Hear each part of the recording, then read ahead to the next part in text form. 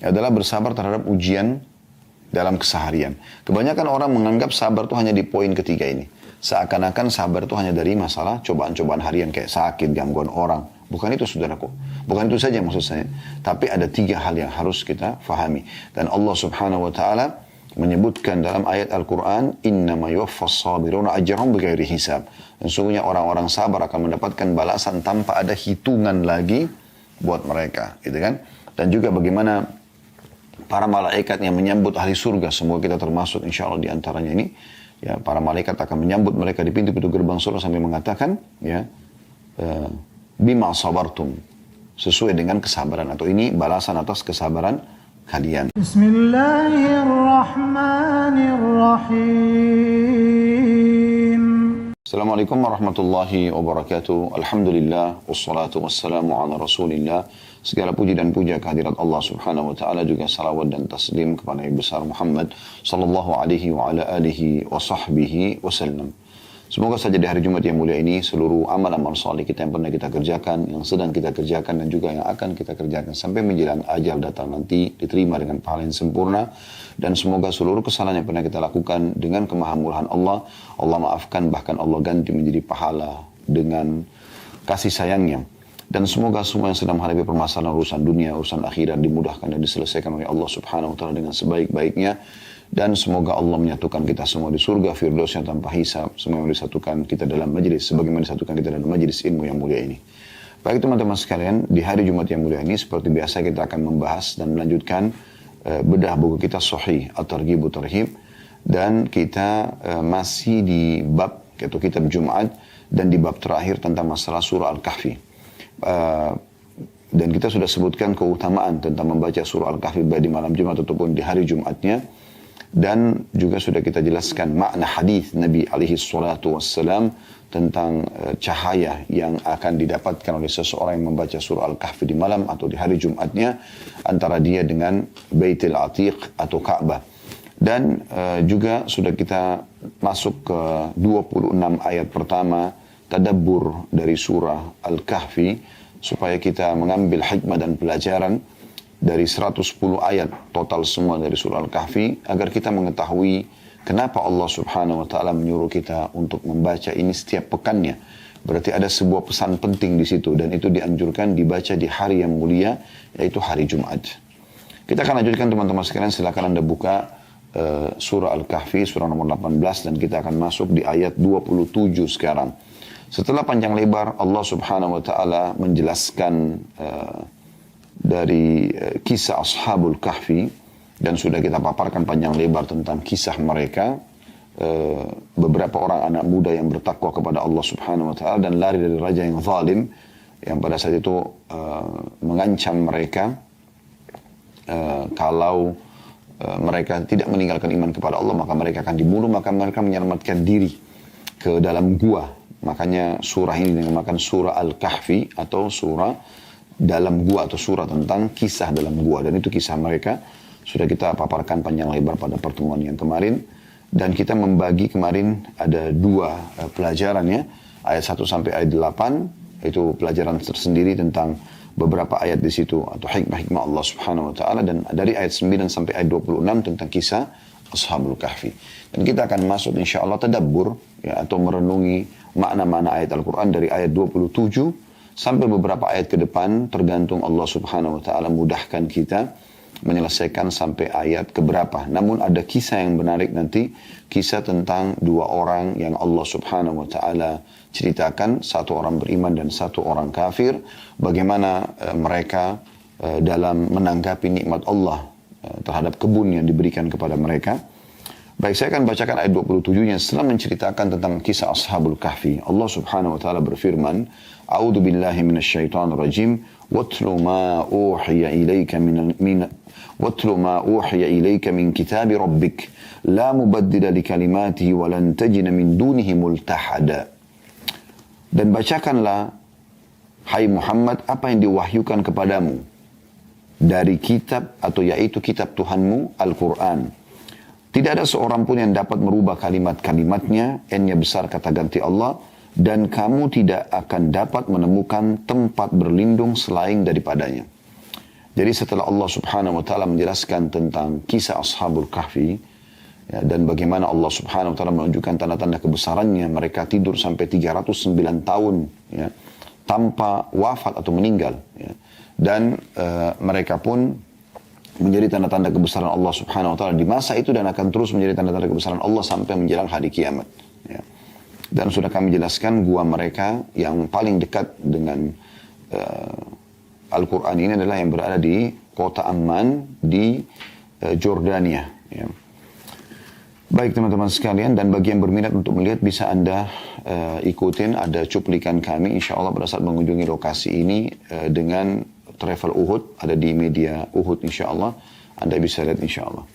Baik, Allah SWT mengatakan setelah menjelaskan tentang kisah 9 orang Ashabul Kahfi dan menjadi tanda-tanda kebesaran Allah, Allah mengatakan, bacakanlah hai Muhammad, sampaikan cerita ini, dan sampaikan semua isi Al-Quran yang telah diwahyukan kepadamu.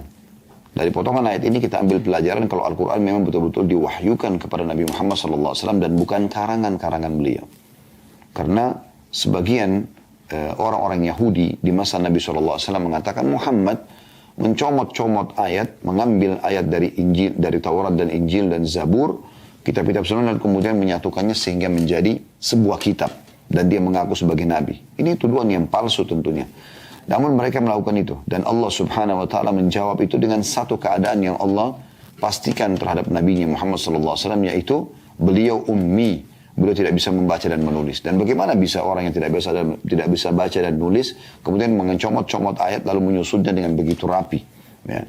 Ada 114 surah, ada 6.000 sekian ayat. Ya. Dan begitu rapinya isinya, dan tidak ada orang subhanallah yang ya, ternisbatkan pada Al-Quran kecuali akan dimuliakan. Karena ini adalah kalamullah. Nabi Muhammad SAW ya, termuliakan ya, dengan adanya Al-Quran SAW. Begitu juga kita lihat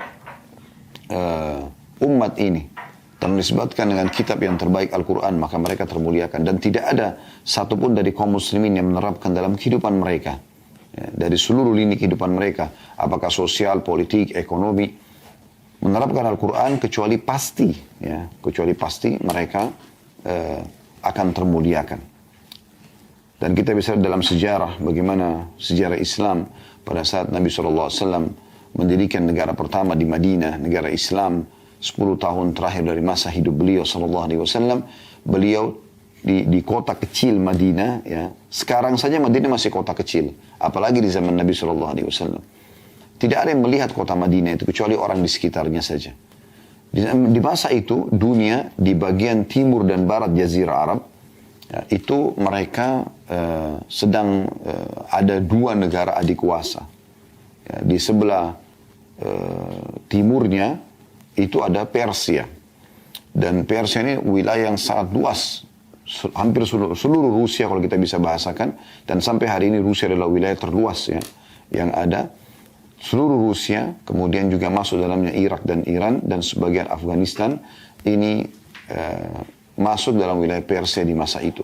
Itu negara adik kuasa, mereka punya peradaban, mereka punya militer, mereka punya sistem ekonomi, negara yang besar. Dan juga ada di daerah utara dan baratnya Jazirah Arab, yaitu Romawi. Ya. Wilayah-wilayah Turki, kemudian negeri Syam, sekarang ada 4 negara tentunya, Lebanon, Syria, Palestina dan Jordania. Kemudian Eropa secara umum dan sebagian besar wilayah Afrika itu masuk di bawah kekuasaan orang-orang Romawi. Dan mereka punya juga sama perekonomian, peradaban, militer dan segala macam. Tapi baginda Nabi SAW, saudaraku seiman, dan ini pelajaran penting harus kita ambil dari sejarah beliau. Pada saat tiba di Madinah dan mulai melihat ada tempat basis umat Islam untuk berkumpul, ya, beliau membentuk pada saat itu negara dengan sistem yang baru. Tidak mempelajari perekonomian dan peradaban serta militer dari 2 negara adik kuasa pada saat itu, tapi beliau membangun di atas asas satu kitab mulia, yaitu Al-Quran. Beliau lalu membentuk ekonomi sesuai dengan dasar Al-Quran. Beliau membentuk ya sistem tatanan sosial dan ekonomi dengan Al-Quran. Dan ini pelajaran penting. Disayangkan sekali di masa kita sekarang justru umat Islam banyak lari dan meninggalkan Al-Quran. Dan menganggap dengan berpegang dan berpedoman pada Al-Quran berarti itu kampungan dan ketinggalan zaman. Dan ini isu yang banyak dilemparkan oleh orang-orang liberal. Di mana mereka menganggap Al-Quran tidak relevan lagi dan seterusnya. Padahal Al-Quran adalah sangat relevan. Dan di masa itu Nabi SAW akhirnya mendirikan negara di atas pondasi ini. Kemudian dilanjutkan oleh Khulafaur Rasyidin dan ada dinasti-dinasti besar dalam Islam. Ada 3 dinasti yang sangat terkenal, yaitu dinasti Umayyah, kemudian setelah itu datang Abbasiyah, dan kemudian ada Utsmaniyah. Terlepas daripada adanya kekurangan-kekurangan, tapi mereka mengangkat Al-Quran sebagai pedoman mereka. Di saat umat Islam meninggalkan Al-Quran dan menjadikan selain Al-Quran sebagai pedoman dalam kepemimpinan mereka, dalam politik mereka, dalam ekonomi mereka, dalam sosial mereka, maka kita akan temukan mereka akan sangat jauh terpuruk. Karena mereka tidak kembali kepada kitab Allah yang mulia ini. Dan Al-Quran punya banyak keutamaan dan kita sudah jelaskan dari 8 ayat awal ya di mutiara pertama yang kita ambil dari surah Al-Kahfi 8 ayat pertama sudah disinggung juga tentang Al-Quran dan kami sudah jelaskan panjang lebar bagaimana Al-Quran ini sangat luar biasa gitu. Ya, dia adalah sebuah kitab Allah Subhanahu Wa Taala dan isinya adalah kalamullah dan kalau ada seandainya kitab yang bisa membuat orang mati berbicara, gunung-gunung hancur itu adalah Al-Quran. Saking dahsyatnya gitu ya. Terlebih lagi juga Anda sebagai seorang muslim kalau Anda baca, per hurufnya akan diberikan 10 pahala. Sebagaimana sabda Nabi SAW, kalau Anda baca, kalau engkau membaca ya, sebuah ayat dari Al-Quran, maka akan diberikan 1 pahala yang dilipat gandakan menjadi 10 kali lipat. Dan aku tidak mengatakan, kata Nabi SAW, alif, lam, mim 1 huruf, tapi alif 1 huruf, lam 1 huruf, dan mim 1 huruf. Artinya, alif, lam, mim di awal surah Al-Baqarah, berarti Anda mendapatkan 30 pahala. Allah Subhanahu Wa Taala menyuruh baginda Nabi SAW, utusannya yang mulia, untuk membacakan Al-Quran. Disuruh baca dan membacakan kepada umat manusia Al-Quran ini. Lalu Allah SWT mengatakan tidak ada seorang pun yang dapat merubah kalimat-kalimatnya. Ini memastikan kalau Al-Quran akan otentik dan tidak akan pernah berubah sampai hari kiamat. Ya, makanya dalam ayat yang lain Allah SWT juga mengatakan inna nahnu nazzalna dzikra wa inna lahu lahafizun. Sesungguhnya kami akan turunkan az-zikra atau Al-Quran sebagai peringatannya. Ya, nama lainnya Al-Quran adalah az-zikr. Dan kami pasti akan selalu menjaganya. Ya. Kemudian Allah SWT mengatakan kepada Nabi-Nya masih di ayat yang sama. Dan kamu tidak akan dapat menemukan tempat berlindung selain daripadanya. Allah SWT memastikan inilah kebenaran hai Muhammad. Jangan pernah kau bergantung dan minta perlindungan kepada selain Allah Subhanahu Wa Taala. Ini sekaligus juga disampaikan kepada umat beliau sallallahu alaihi wasallam. Lalu kemudian ayat 28-nya Allah masih mengajak bicara Nabi-Nya Muhammad sallallahu alaihi wasallam dan sekaligus sebagai pelajaran kita sebagai umat beliau. Wasbir nafsaka ma'al ladzina yad'una rabbahum bil ghadati wal 'ashyi yuriduna wajha wa la ta'du 'aynaka 'anhum turidu zinatal hayatid dunya wa la tuti' man aghfalna qalbahu 'an dhikrina wattaba'a hawahu wa kana amruhu furuta. Dan bersabarlah kau hai Muhammad. Sabar hidupi, lalu kehidupan dunia sebentar. Bersama-sama dengan orang-orang yang menyeru Tuhanmu di pagi dan senja hari dengan berharap keridhaannya. Maksudnya berdakwah, mengaplikasikan syariat ya. Zikir, baca Quran, ibadah-ibadah semuanya. Bersabar dalam masalah itu. Kalau Anda sebagai seorang muslim yang sedang mengikuti acara kami ini baik live ataupun siaran ulang, saudaraku seiman, Anda sudah coba memahami Islam dan coba mengaplikasikan dalam kehidupan, tinggal konsisten saja. Dalam ayat yang lain Allah mengatakan wa'bud rabbaka hatta ya'tiyakal yakin. Kalau sudah sampai kepadamu Islam itu, isi-isi Al-Quran kamu sudah ketahui walaupun belum semuanya, amalkan dalam hidupmu maka sembahlah Tuhanmu dengan itu sampai kau wafat. Jadi kita tinggal mempertahankannya. Maka disuruh bersabar. Dan sabar ini ulama membagi menjadi 3 bagian. Ada sabar dalam mengerjakan ketaatan kepada Allah Subhanahu Wa Taala seperti sholat, puasa, baca Quran. Ini butuh kesabaran karena harus seseorang mengikuti peraturan-peraturannya, syarat-syaratnya, ya, dan meninggalkan semua aktivitas yang lain demi untuk ibadah kepada Allah Subhanahu Wa Taala. Kemudian yang kedua sabar dari meninggalkan maksiat. Semua orang punya peluang melakukan dosa, tapi di sini bagaimana dia bersabar, mengontrol dirinya agar jangan terjerumus. Semua orang yang kita pasti ya punya peluang untuk berzina, untuk berbohong, untuk menipu, untuk membunuh, untuk memukul, untuk segala macam maksiat. Tetapi di sini butuh kesabaran. Dan tentu beda pahalanya antara orang yang sedang ada ujian, ya, sedang ada ujian dia, sedang digoda oleh syaitan, digoda oleh syaitan manusia dan jin, ya. Dua-duanya menggoda dia dari perempuan-perempuan yang tidak benar, laki-laki yang tidak benar. Mereka menggoda untuk berzina misalnya. Atau dari syaitan-syaitan jin yang membisikkan dia. Maka dia bersabar. Dan pahalanya akan lebih besar di saat godaan itu sedang ada lalu dia meninggalkannya. Dan yang ketiga adalah bersabar terhadap ujian dalam keseharian. Kebanyakan orang menganggap sabar itu hanya di poin ketiga ini. Seakan-akan sabar itu hanya dari masalah cobaan-cobaan harian kayak sakit, gangguan orang. Bukan itu saudaraku. Bukan itu saja maksud saya. Tapi ada 3 hal yang harus kita fahami. Dan Allah subhanahu wa ta'ala menyebutkan dalam ayat Al-Quran, innama yuwaffas sabiruna ajrahum bighairi hisab.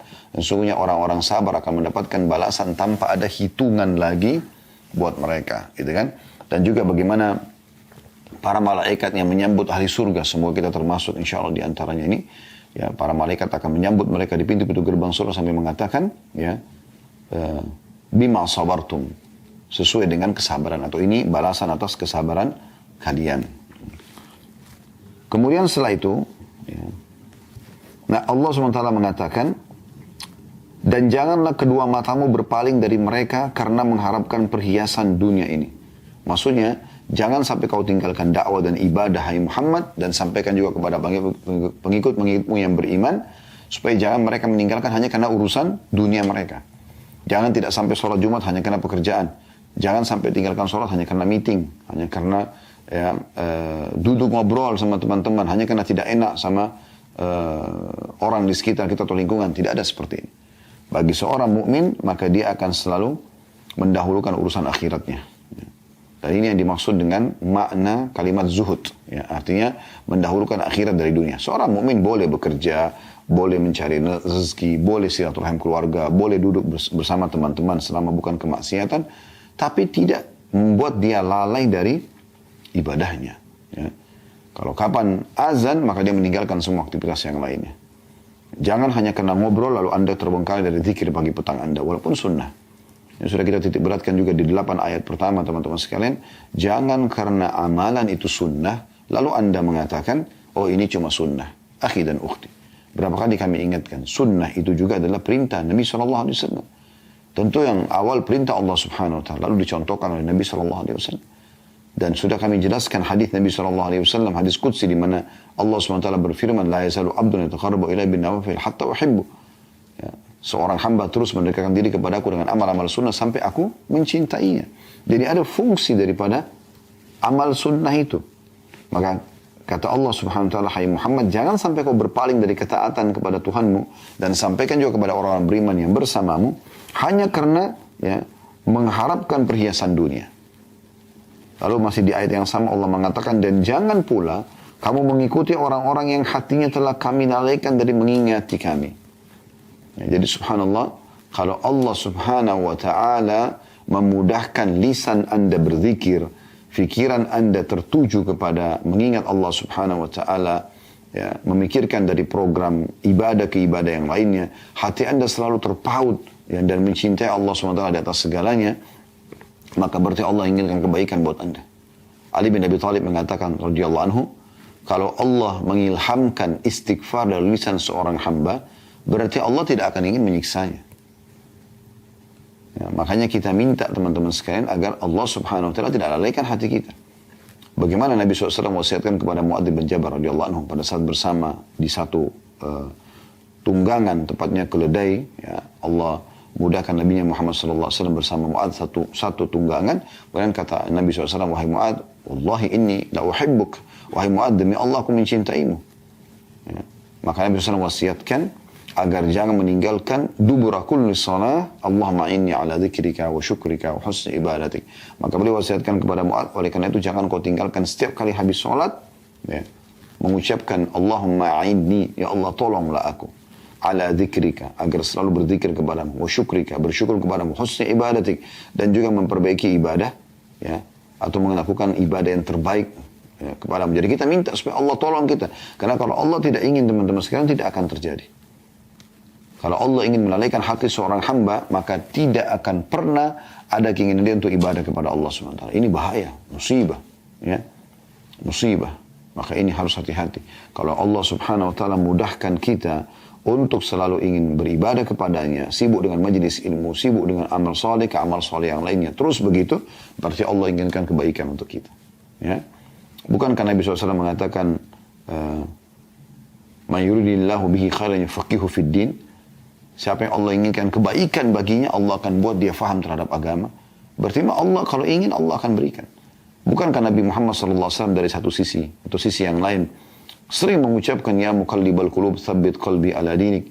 Wahai yang membolak-balikkan hati manusia, kokohkan hatiku di atas agamamu. Karena seringnya Nabi SAW ulangi, maka Ummul Mukminin Aisyah radhiyallahu anha berkata, "Ya Rasulullah, seringnya saya mendengar Anda membaca doa ini, dan siapa Anda?" Maksudnya, ini seorang Nabi kok seperti orang yang bimbang, jangan sampai hatinya masih bisa beralih. Maka kata Nabi SAW sebagai bentuk tawaduk beliau SAW, dan juga kehati-hatian agar umatnya belajar gitu. Ya, kata beliau, "Hai Aisyah, sesungguhnya hati manusia itu berada di antara jari jemari sang pencipta Allah. Allah membolak-balikkan ya sesuai dengan yang dia kehendaki. Maka aku tidak pernah tahu kapan Allah balikkan hatiku dan tiba-tiba menjadi kufur. Mungkin bisa saja terjadi." Maka seseorang bersyukur kepada Allah Subhanahu Wa Taala, andai saja Allah mudahkan dia selalu berpikir dari ibadah ke ibadah. Justru dia harus berhati-hati di saat dia hanya berpikir ya dari dosa ke dosa yang lainnya, sehingga dia lalai. Ya, sehingga dia lalai. Yang paling pertama hilang dari seseorang yang berbuat kemaksiatan, teman-teman, adalah kenikmatan ibadah.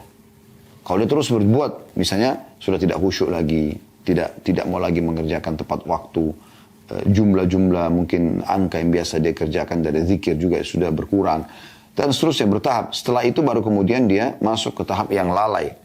Ya, tapi Allah SWT masih berikan dia kesempatan sebenarnya. Tapi kalau terus lalai, maka lama-lama dia akan tidak peduli lagi dengan ibadah, bahkan sebagian orang membencinya. Ya. Qarun sudah kita jelaskan ya, di beberapa pertemuan pengajian yang lain tentunya, tentang masalah bagaimana Qarun itu adalah orang yang saleh awalnya. Kemudian dia miskin ya, dalam kondisi miskin. Lalu lewat Nabi Musa, dia minta kepada Nabi Musa alaihissalam untuk mendoakan agar Allah berikan dia rezeki. Lalu Allah bukakan dia rezeki. Setelah dia mendapatkan rezeki, subhanallah, dia justru lalai. Tidak mau ibadah lagi. Sampai pernah Nabi Musa alaihissalam mengutus utusan untuk menagih zakat dari dia tidak mau bayar. Dan tidak cukup sampai di situ. Kelalaian terus saja Allah berikan karena Allah tahu hatinya orang ini rusak gitu. Allah biarkan dia akhirnya berteman dengan Fir'aun, dan bahkan dia berkoalisi sama Fir'aun untuk membunuh Nabi Musa AS. Akhirnya Allah tenggelamkan dia dengan seluruh hartanya. Makanya dikenal dengan harta karun, kalau ada ya, harta yang tersimpan, tertimbun gitu ya. Maka di sini Allah SWT mengatakan, "Janganlah kamu hai Muhammad dan juga pengikutmu yang beriman mengikuti orang-orang yang hatinya telah kami lalaikan dari mengingati kami, serta menuruti hawa nafsunya, dan adalah keadaannya itu melampaui batas atau melewati batas." Jadi sekali lagi kita mohon kepada Allah Subhanahu Wa Taala agar Allah membuat seluruh waktu kita ini hanya sibuk dari ibadah ke ibadah yang lainnya. Dan juga dengan orang yang menyibukkan diri dengan ibadah ini, secara otomatis dia juga akan jauh dari kemaksiatan Allah Subhanahu Wa Taala. Ayat 29-nya Allah mengatakan, "Wa qulil haqqu min rabbikum faman syaa'a falyu'min wa man syaa'a falyakfur. Inna a'tadna lidh-dhalimina naran ahata bihim suradikuha wa in yastaghithu yughathu bima'in kalmuhli yashwil wujuh bi'sa asy-syarabu wa sa'at murtafaqa." Dan katakan, hai Muhammad, kebenaran itu datangnya dari Tuhanmu. Enggak ada kebenaran yang lain. Yang benar di mata seorang muslim, yang benar dipandang oleh Allah Subhanahu Wa Taala dan Rasulnya Muhammad sallallahu alaihi wasallam. Yang batil dipandang oleh Allah dan Rasulnya, maka batil di mata orang-orang beriman. Walaupun seluruh dunia menganggap yang batil itu benar. Tetap, pada saat Allah haramkan khamar, maka akan haram di mata orang beriman sampai hari kiamat. Dan semua orang beriman akan standar. Walaupun dia hidup di wilayah-wilayah non-muslim yang menghalalkan minuman tersebut. Karena sudah 18 tahun halal misalnya. Tetap perzinahan dan pergaulan bebas kita katakan haram. Sebagaimana Allah katakan haram walaupun satu dunia membenci kita.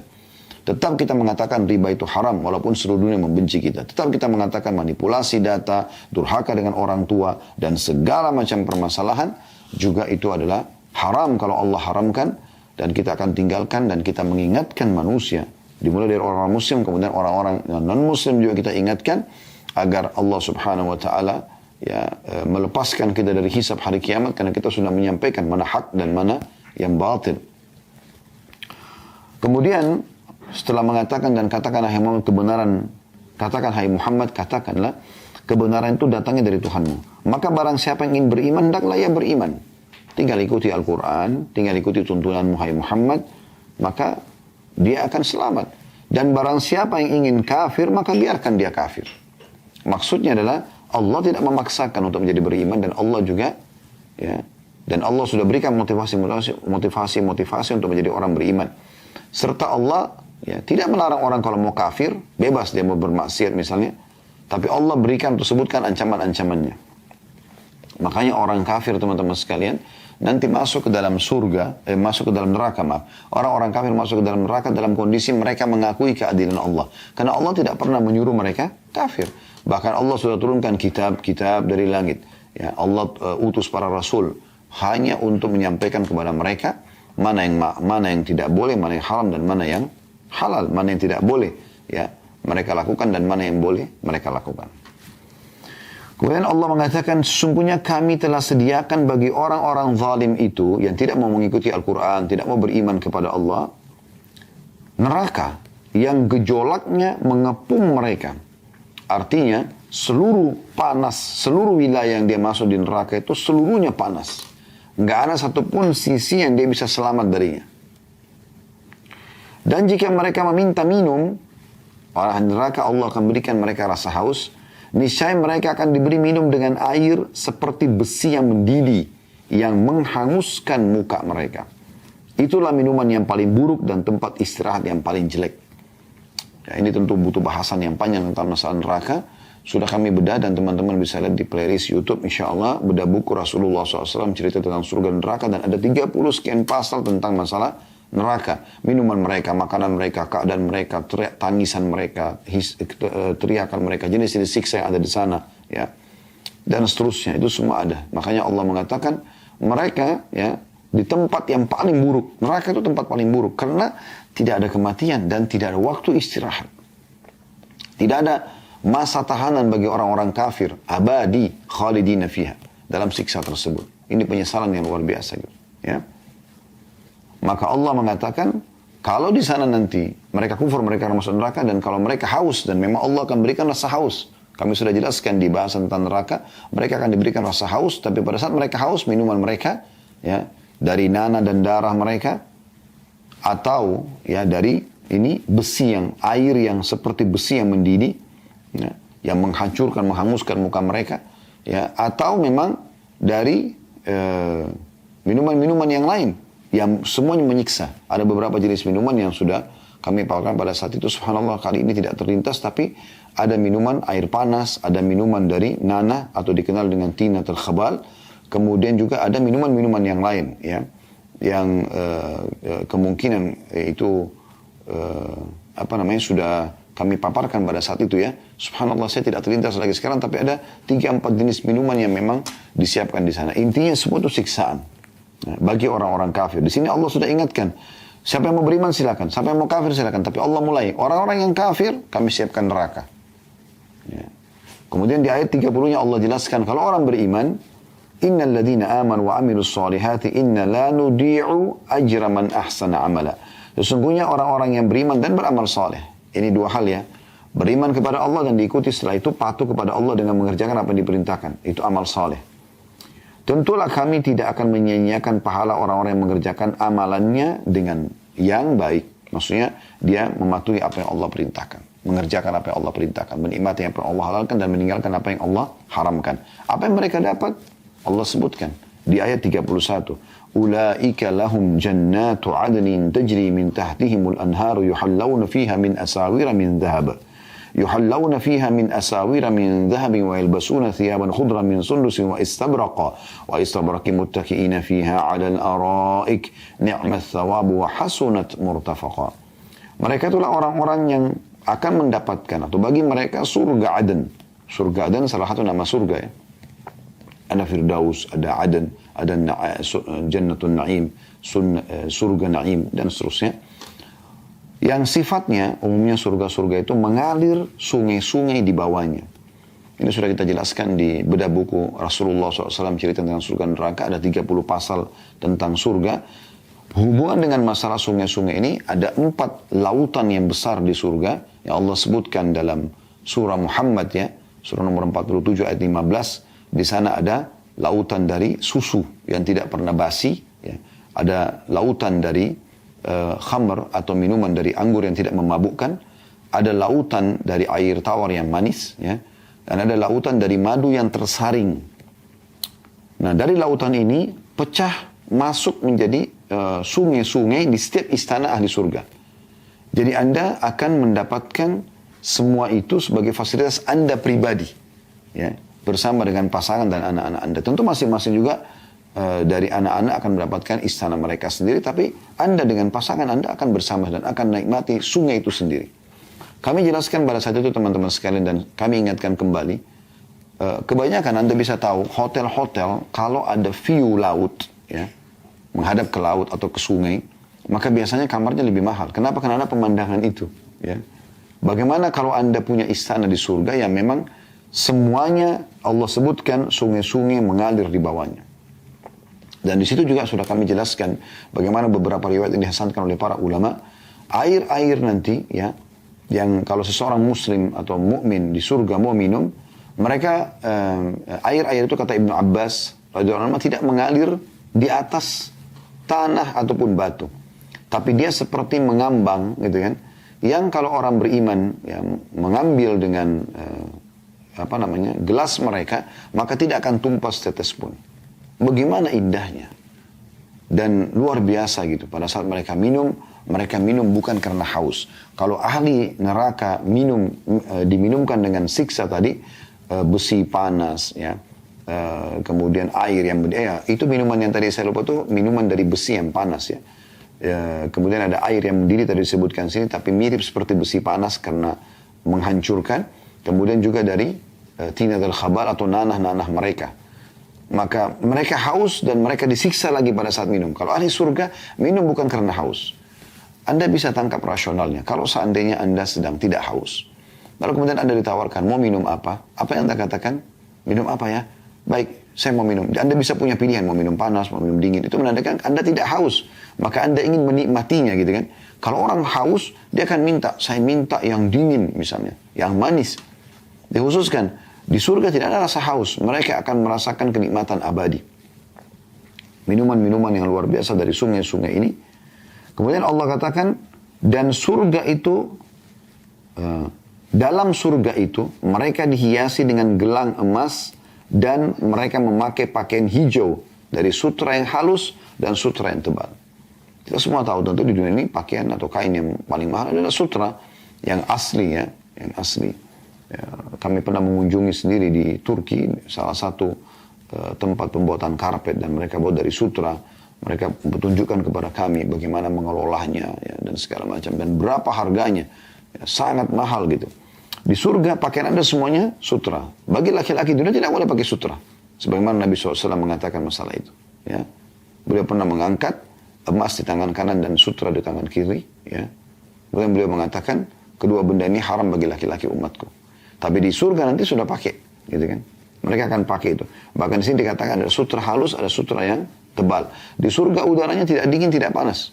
Waktu ditanya kepada Ibnu Abbas, beliau mengatakan, tidakkah engkau melihat cahaya matahari di awal terbit? Maka seperti itulah keadaan surga. Tidak panas dan tidak dingin.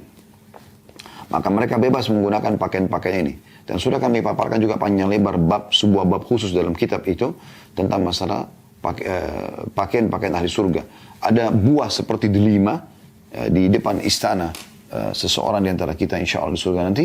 Dan kalau dia niat ingin memakai baju, dia baru niat saja, maka buah itu akan mendekat dan terbuka. Dalamnya terdapat 70 gaun yang berbeda warna. Semuanya dari sutra halus dan sutra tebal ini. Kemudian kalau mereka niat mau pakai misalnya urutan nomor 3, mereka baru niat sudah langsung terpakai di badannya. Tidak lagi melalui proses-proses yang seperti Anda bayangkan di dunia. Anda harus copotin dulu, pakai dulu, dengan susahnya diatur segala macam. Tidak. Tapi Anda tinggal niatkan. Dan kemudian setelah Anda pakai satu, tertutup. Lalu kemudian kalau Anda niat mau pakai lagi, terbuka lagi, kemudian sudah berubah warna dan bentuk dari 70 gaun yang awal. Dan ini kuasa Allah subhanahu wa ta'ala. Jadi sangat luas rahmat Allah subhanahu wa ta'ala di surga itu. Makanya Imam Ahmad rahimahullah itu ditanya, kapan kita istirahat? Kan banyak yang haram, banyak harus dikerjakan dari kewajiban-kewajiban dalam Islam. Kata Imam Ahmad, bila kaki kita sudah menginjakkan di surga, di saat itu kita akan istirahat. Satu-satunya ibadah yang masih bertahan adalah zikrullah. Tentu iman kepada Allah sudah tidak dibahas lagi, karena itu yang menyebabkan kita masuk dalam surga. Tapi ibadah-ibadah di dunia ini, ya, dari sholat, dari puasa, dari jihad, dari sedekah, udah nggak ada lagi di surga. Yang ada cuma tentang, atau tersisa adalah zikrullahi ta'ala. Lalu selain itu, Allah SWT mengatakan mereka akan menggunakan gelang-gelang dari emas. Mereka juga akan mendapatkan istana yang di bawahnya mengalir sungai-sungai. Dan mereka akan diberikan pakaian dari sutra halus dan sutra tebal. Ya, kemudian dikatakan juga, sedang mereka duduk sambil bersandar di atas dipan-dipan yang indah. Ya, dipan-dipan yang indah. Gitu. Jadi ada permadani, ada dipan-dipan. Mereka bertelekan di situ, duduk sambil menikmati suasana istana surganya. Sampai kata Nabi SAW, dan ini juga sudah kita bahas di buku itu ya. Makanya kami sarankan tentang surga dan neraka, Anda kembali ke playlist YouTube, lihat bahasan masalah itu. Jadi kata Nabi SAW, sampai seseorang ahli surga, bila duduk di satu titik saja pandangan dia, ya, di salah satu arah mata dia di surga itu, dia tidak akan memindahkan pandangannya sampai 70 tahun, karena indahnya. Dan memang akan kekal di sana, tidak lagi batas umur tentunya, sebagaimana Allah sering ucapkan tentang surga, khalidina fiha, kekal selamanya di sana. Jadi seperti itu, mereka bertelekan di dipan-dipan mereka 70 tahun di satu arah, karena indahnya, baru mereka pindah ke pandangan yang lain, seperti itu. Kata Allah, itulah pahala yang sebaik-baiknya dan tempat istirahat yang indah. Penciptanya sendiri memuji tentang surga itu. Bermula dari ayat 32, kita lanjutkan. وَضْرِبْ لَهُمْ مَثَلَ الرَّجُلَيْنِ جَعَلْنَا لِأَحَدِهِمَا جَنَّتَيْنِ مِنْ أَعْنَابٍ وَحَفَفْنَاهُمَا بِنَخْلٍ وَجَعَلْنَا بَيْنَهُمَا زَرْعًا. Dan beritakanlah, hai Muhammad, makanya juga kita pelajari, dan setiap Jumat kita disuruh baca. Beritakan kepada mereka, orang-orang beriman dan juga orang yang belum beriman, sampaikan kepada mereka sebuah perumpamaan dua orang laki-laki. Satu beriman, satu kafir. Kami jadikan bagi seseorang di antara keduanya, maksudnya yang kafir, dua buah kebun anggur yang kami kelilingi kedua kebun itu dengan pohon-pohon kurma, dan di antara dua kebun itu kami buatkan ladang. Jadi yang orang kafir, Allah subhanahu wa ta'ala berikan dua kebun kiri kanan, yang dua kebun itu sangat rindang. Ya. Di dalamnya kebun itu ada anggur, dan di sekelilingnya pohon-pohon kurma. Serta di tengah-tengahnya kami buatkan ladang. Allah SWT yang mudahkan semua itu. Kalau Allah sebutkan tentang kebunnya orang kafir ini, di ayat 33-nya, kiltal jannataini atat ukulaha walam tadlim minhu syai'a wa fajjarna khilalahuma nahara.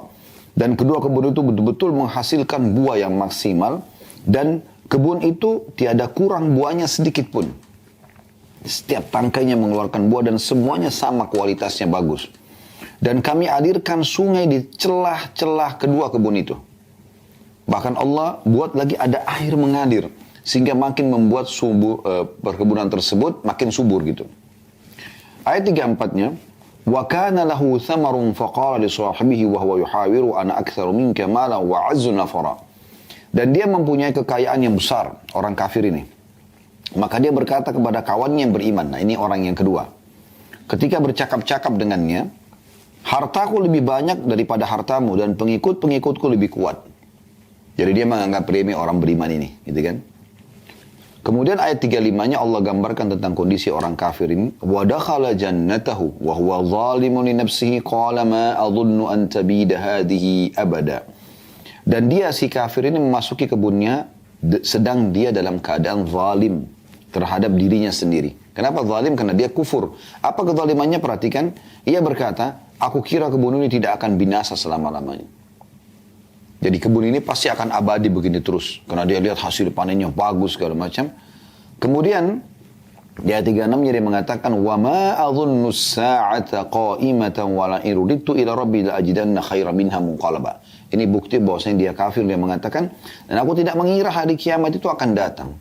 Nggak ada balasan itu semua. Ya. Karena temannya yang tetangganya yang orang beriman itu mengingatkan dia. Nanti kan kita jelaskan di ayat setelahnya ya bagaimana orang beriman itu menasihati dia gitu. Dia mengatakan tidak mungkin kiamat itu terjadi. Dan jika sekiranya aku kembalikan ya, kepada Tuhanku, pasti aku akan mendapatkan tempat kembali lebih baik daripada kebun-kebun itu. Lalu temannya yang beriman, ya, tetangganya mengatakan, qala lahu sahibuhu wa huwa yuhawirhu akafarta billadhi khalaqaka min turabin thumma min nutfatin thumma sawwaka rajula. Kawannya yang beriman berkata kepadanya, sedang dia bercakap-cakap dengan orang kafir tadi. Apakah kamu kafir? Ini bukti bahwasanya memang dia orang kafir ya.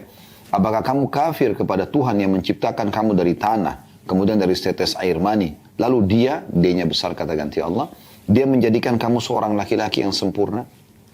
Jadi orang beriman ini mengingatkan kepada dia, jangan kau tidak beriman pada Allah, jangan sampai kau tidak beriman tentang hari kiamat, jangan kau sombong dengan hasil semua ini, karena tidak ada urusanmu dengan semua buah yang melimpah ini, kebun yang subur ini, gitu kan, pohon-pohon kurma yang subur ini, air yang mengalir, ladang yang ada di tengah-tengah.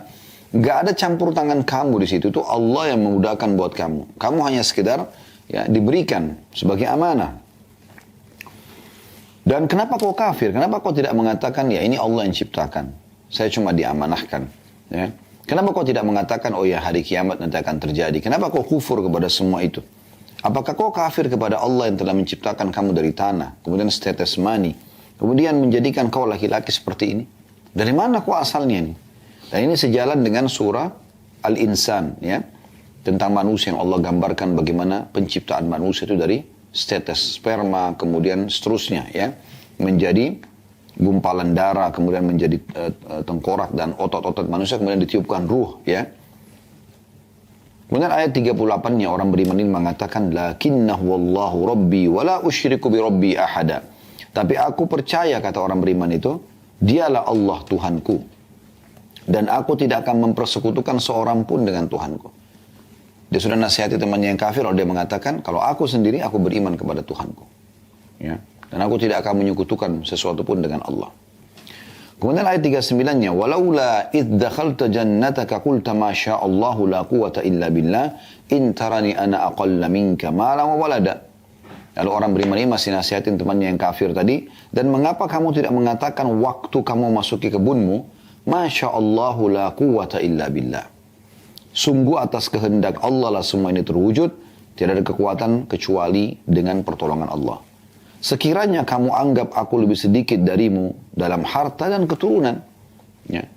Artinya walaupun kau anggap kau lebih punya harta dari aku. Ya, sebagaimana tadi dia katakan kepada temannya yang beriman ini. Aku lebih banyak harta, aku lebih banyak punya pengikut-pengikut gitu kan. Tapi kau bilang paling tidak masuk ke kebunmu, bilang Masya Allahu la hawla wa la quwata illa billah. Tapi tentu orang kafir ini tidak mau. Nanti kita akan lihat efeknya ya. Kita akan lihat efek daripada perbuatannya. Coba dari ayat 39 ini ada sebuah pelajaran penting bagi orang-orang beriman. Mengucapkan Masya Allahu la quwata illa billah sangat dianjurkan setiap kali kita kagum. Karena kita mengembalikan kepada kehendak Allah subhanahu wa ta'ala. Kalau Masya Allah, sungguh ya atas kehendak Allah lah semua ini terwujud. Itu makna daripada Masya Allah. La quwata illa billah, tidak ada dan kekuatan kecuali dan pertolongan kecuali dari Allah. Jadi Anda misalnya punya paras wajah yang tampan atau cantik, Anda punya kulit yang bersih, Anda punya badan yang sehat, Anda punya jabatan, harta, segala macam hal, itu semua ucapkan Masya Allah la hawla wa la quwata illa billah. Karena memang kita nggak punya apa-apa, Allah yang memudahkan kita memiliki itu. Kalau dia orang beriman dan banyak bersyukur sebagai tanda ya balasan atas syukur dia. Kalau dia orang kufur pun Allah berikan kepada dia sebagai ujian. Ya, sebagai ujian. Kalau dia beriman, alhamdulillah. Kalau tidak, maka Allah akan jadikan dia binasa. Sebagaimana Fir'aun meninggalkan banyak harta-hartanya. Sebagaimana Qarun Allah tenggelamkan. Dan ini penting sekali mengucapkan Masya Allah la hawla wa la quwata illa billah. Sebagaimana juga dalam hadis yang atau banyak hadis Nabi SAW tentang masalah penyakit ain atau penyakit mata panas ya, yang kata Nabi SAW, sesungguhnya mata panas atau ain dari hati yang suka hasad itu benar-benar ada, matanya panas. Artinya kalau dia lihat sesuatu dia bisa merusaknya gitu. Ya. Maka Nabi SAW juga mengatakan dalam hadis yang lain, mayoritas umatku meninggal justru karena ain.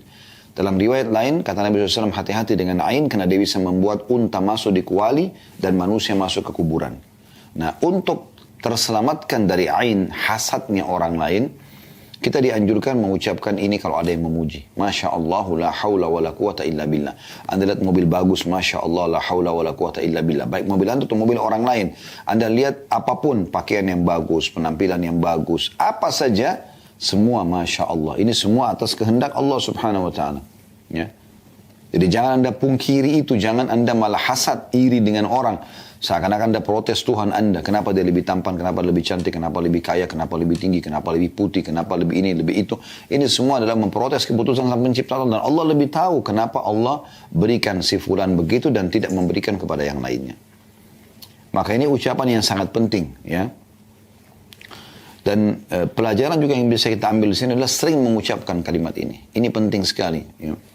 Kemudian ayat 40-nya Allah mengatakan, setelah orang beriman tadi, kalau kau mengatakan bahwasanya kau kufur kepada Allah dan kau tidak mengatakan Masya Allah, la hawla wa la quwata illa billah, lalu kau menghina aku dan mengatakan bahwasanya, atau dengan sombong mengatakan hartaku lebih banyak, pengikutku lebih banyak, maka dia berdoa orang beriman ini di ayat 40-nya, fa'asa rabbi ayyutiyani khairan min jannatika wa yursil alaihi husbana minas samai fatusbiha sa'idan zalaqa.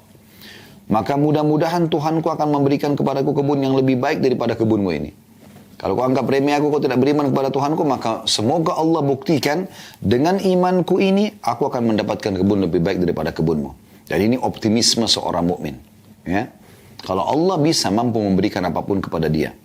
Lalu dia mengatakan, dan mudah-mudahan dia Allah mengirimkan petir. Ya. Dari langit kepada kebunmu ini, hingga kebunmu ini menjadi tanah yang licin dengan kesombonganmu ini. Ya, tentu ini ada penjelasan tentang setelah didakwahi orang kafir ini tidak mau dengar. Dia tetap aja dengan kesombongannya gitu kan. Maka orang beriman ini mendoakan agar Allah datangkan petir ya untuk menunjukkan bahwasanya dia salah si orang kafir ini. Kemudian ayat 41-nya dia mengatakan au yusbiha ma'uha ghauran falan tastati'a lahu talaba. Atau airnya menjadi surut ke dalam tanah, maka sekali-kali kamu tidak dapat menemukannya lagi. Karena kan tadi ada sungai-sungai yang mengalir dalam kebun itu, kemudian ada ladang, dan itu mudah-mudahan tidak ada lagi airnya semua, sehingga ini mati semuanya.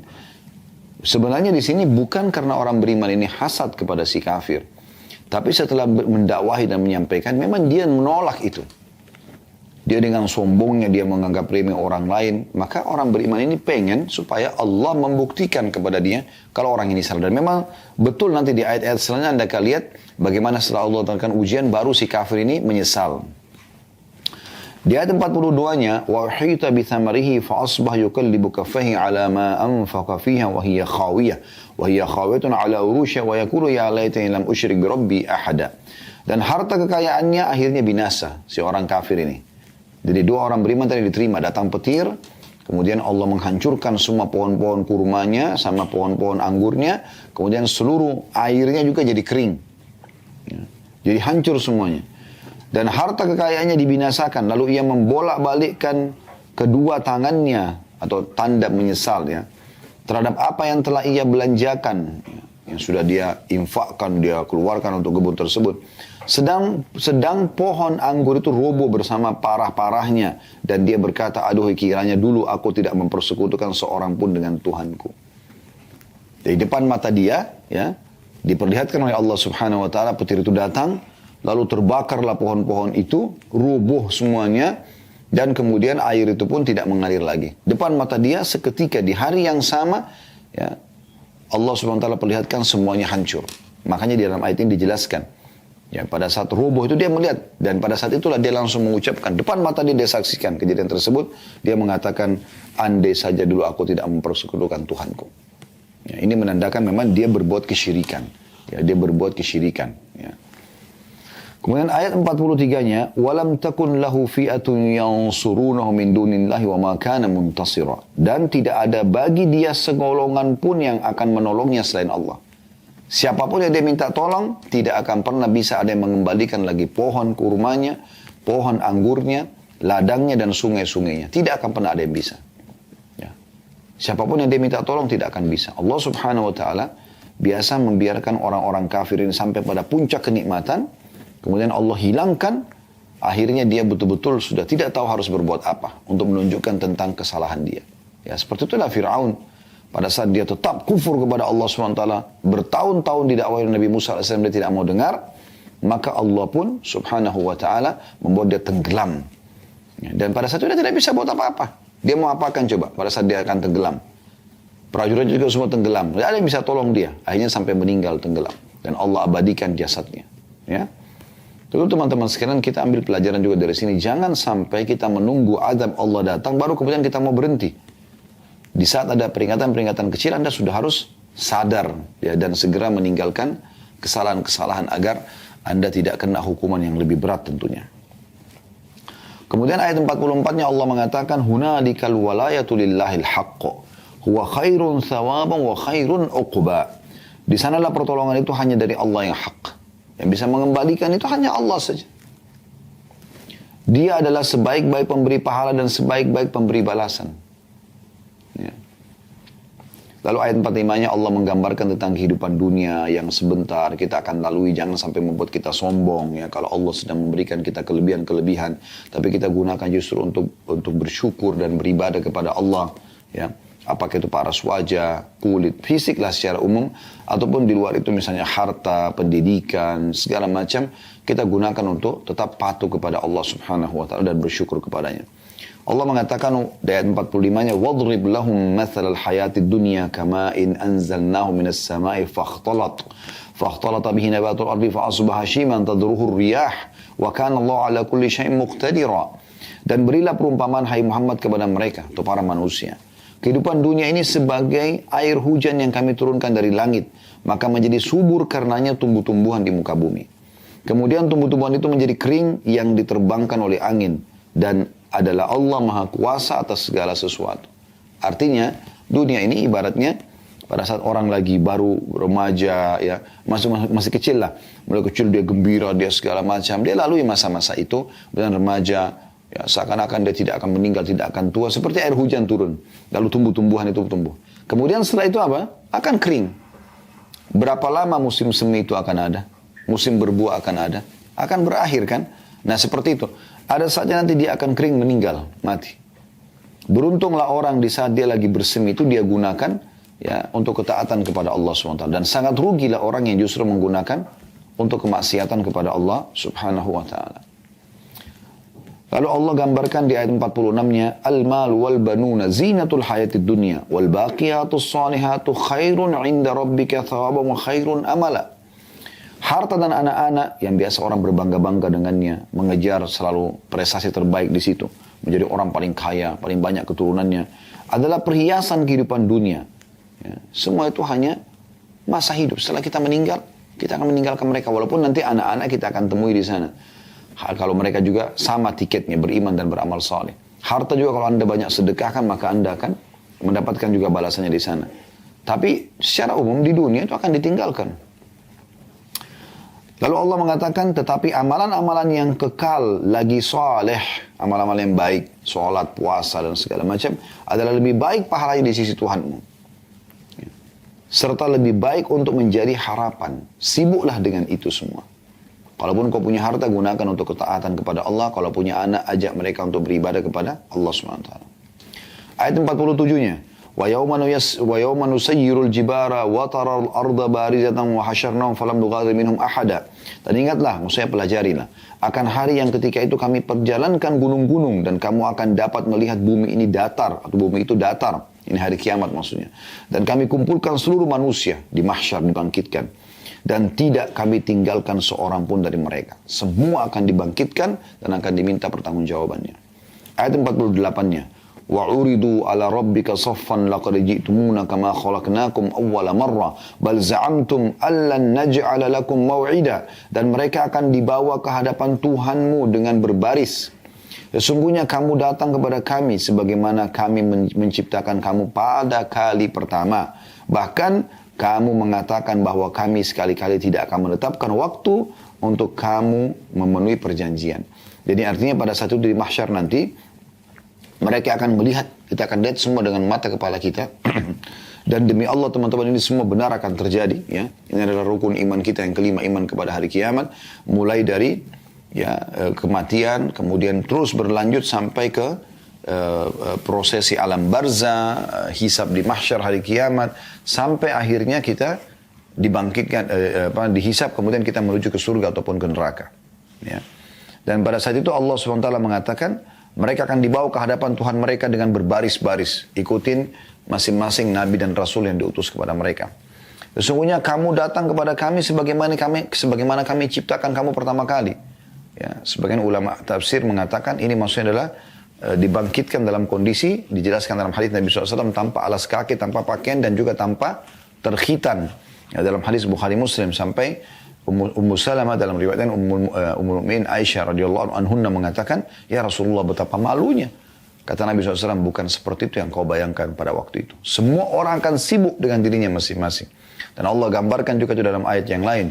Yauma yafirul mar'u min akhi. Pada hari itu orang akan lari dari saudaranya. Wa ummihi wa abi. Dari ibu dan ayahnya. Wa sahibatihi wa bani. Dari pasangan hidup dan anak-anaknya. Likulli imri'in minhum yawma idzin sya'nu yughni.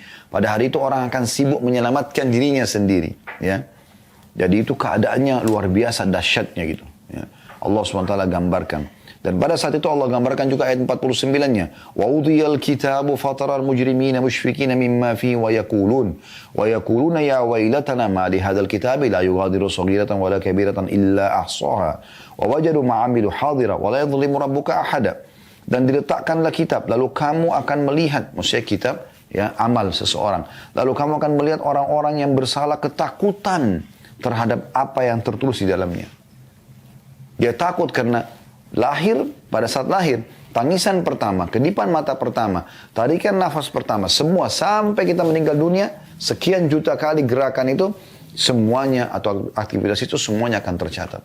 Sampai-sampai mereka mengatakan, aduhai celaka kami.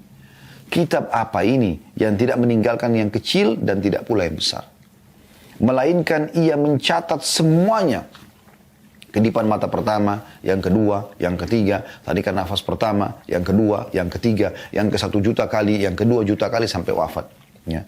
Semua kecil dan besar dicatat, melainkan ia mencatat semuanya. Dan mereka dapati apa yang telah mereka kerjakan ada tertulis semuanya. Dan Tuhanmu tidak menganiaya seorang jua pun.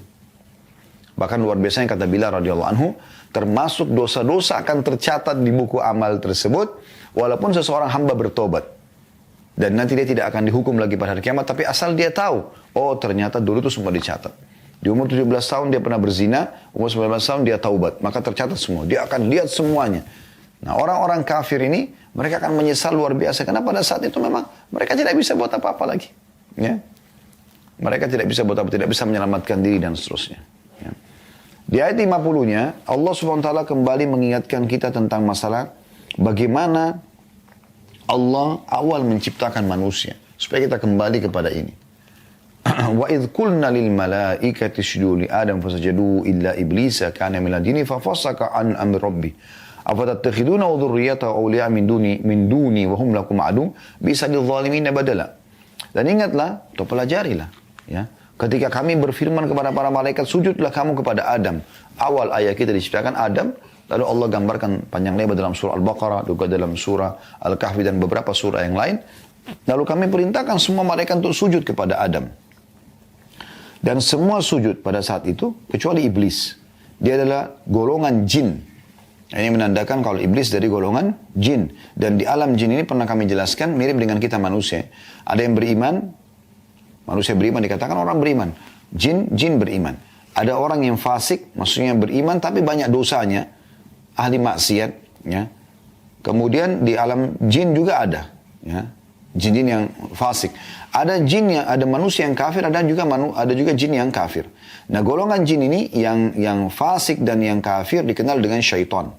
Dikenal dengan syaitan, dipimpin oleh iblis. Jadi di alam jin itu ada dakwah, ada ya jihad, ada segala macam di alam mereka. Ya, tapi dengan cara mereka dan kita tidak perlu mencampuri dan ikut di sana. Karena jin dan manusia dua-duanya diciptakan untuk beribadah kepada Allah. Sebagaimana Allah jelaskan dalam surah Az-Zariyat. Ya. Di sini Allah sebutkan, dan yang menolak adalah iblis. Ya. Dia adalah dari golongan jin, maka dia mendurhakai perintah Tuhannya. Lalu Allah mengatakan yang membuat orang-orang masuk neraka tidak beriman kepada Allah adalah iblis. Lalu Allah mengatakan, patutkah kamu mengambil dia dan turunan-turunannya sebagai pemimpin selain daripadaku? Di sini menandakan iblis punya keturunan. Ya, dia juga punya pasangan, dia keturunan seperti manusia. Jin juga begitu, berkembang biak. Maka iblis punya keturunan, tapi memang dia dalam surah Al-Baqarah dijelaskan dan beberapa surah yang lain, pada saat dia dimurkai oleh Allah SWT karena tidak mau sujud kepada Adam, maka Allah melaknat dia sampai hari kiamat dan dia minta supaya dipanjangkan umurnya sampai hari kiamat. Ya. Lalu dikatakan, Allah mengatakan, apakah kau mengambil iblis, mengikuti bisikan-bisikannya dan keturunannya, ya, selain mengikuti perintahku, sedang mereka adalah musuhmu. Amat buruklah iblis itu sebagai pengganti dari Allah bagi orang-orang yang zalim. Saya pernah jelaskan dan teman-teman tentukan dari sekarang ada dua jalan di muka bumi, ada jalan yang benar, ada jalan yang salah. Tidak ada jalan yang ketiga. Tentukan dari sekarang. Jalan benar jalannya Allah Subhanahu wa taala. Ujung-ujungnya adalah surga.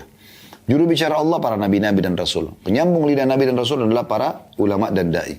Anda menuju ke jalan ulama dan dai, Anda akan dipandu ke jalan Allah dan Anda akan masuk ke dalam surga.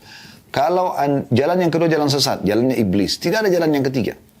Iblis ini, ya, semoga Allah melaknatnya, dia ya punya juru bicara. Ujung-ujungnya neraka tentu kalau Anda ikut dia. Akan masuk neraka bersama dia. Ini Allah sebutkan di sini. Dia adalah musuh. Jangan dijadikan sebagai tempat bergantung. Jangan dengarkan bisikannya. Jangan melanggar perintah-perintahku. Karena dia akan perintahkan kalian seperti itu.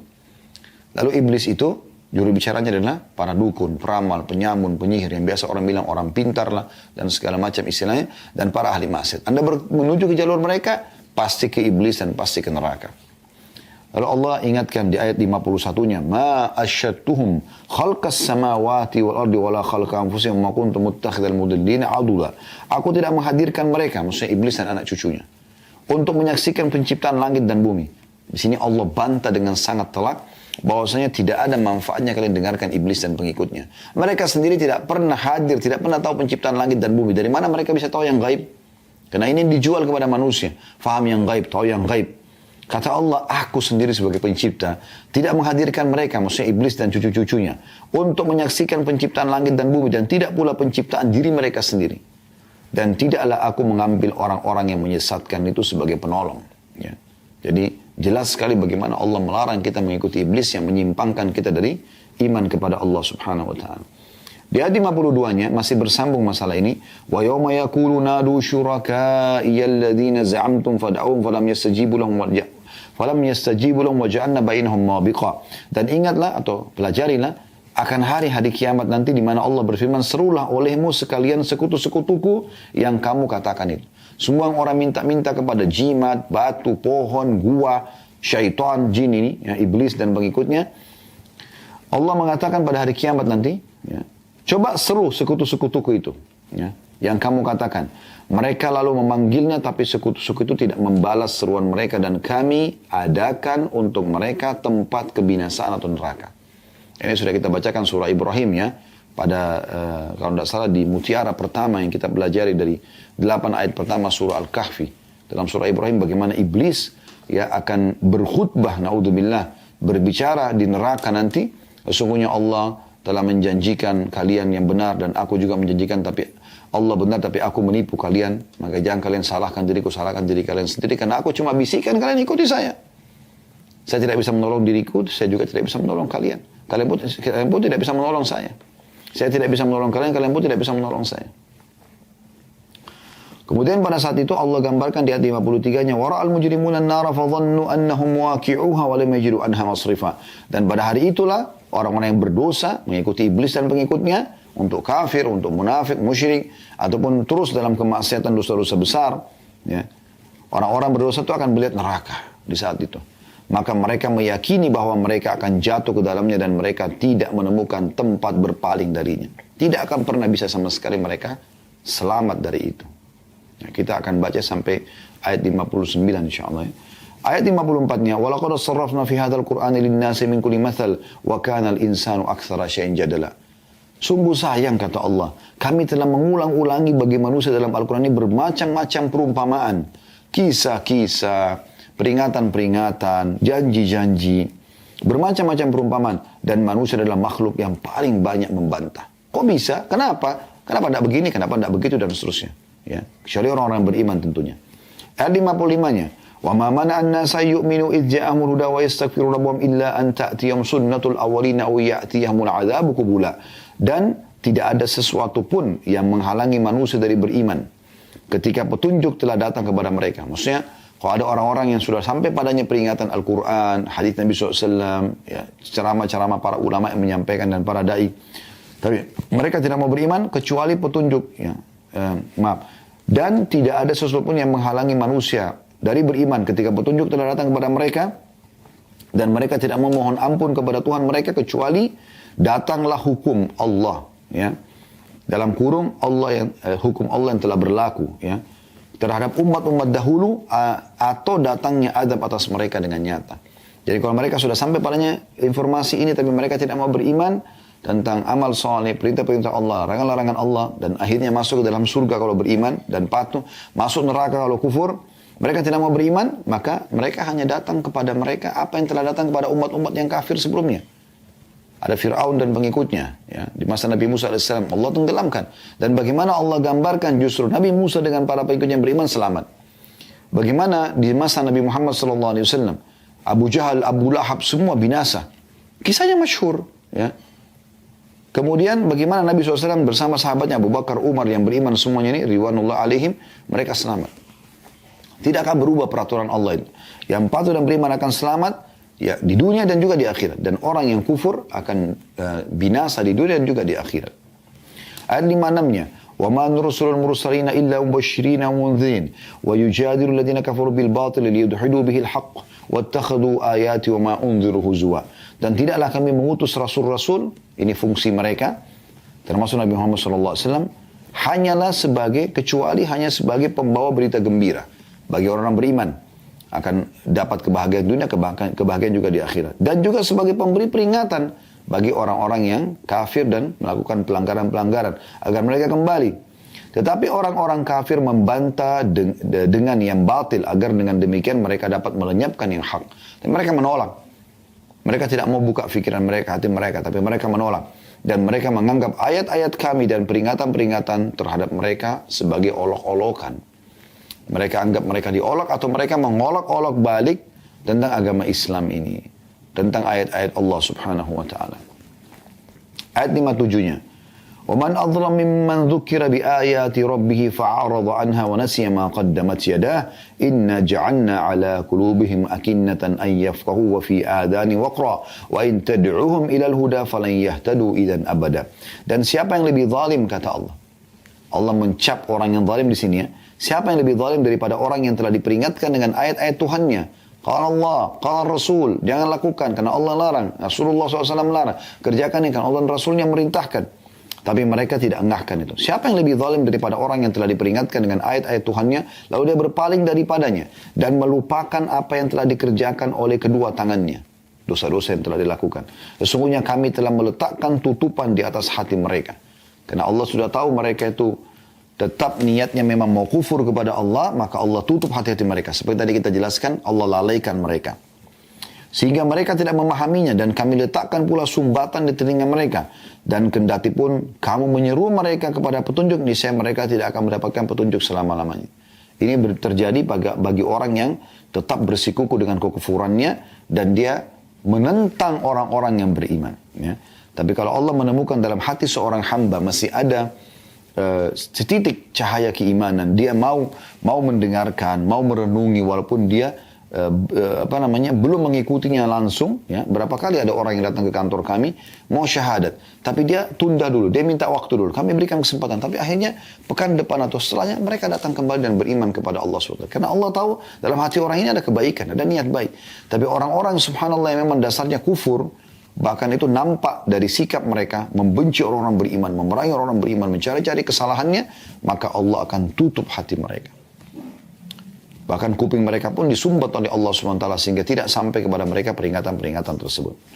Dua ayat yang terakhir yang kita bahas pada kesempatan ini, ayat 58 dan 59. Ayat 58-nya, وَرَبُّكَ الْغَفُورُ ذُو الرَّحْمَةِ لَا يُؤَاخِذُهُمْ بِمَا كَسَبُوا لَعَجَّلَ لَهُمُ الْعَذَابِ بَلْ لَهُمْ مَوْعِدٌ لَنْ يَجِدُوا مِنْ دُونِهِ مَوْئِلًا.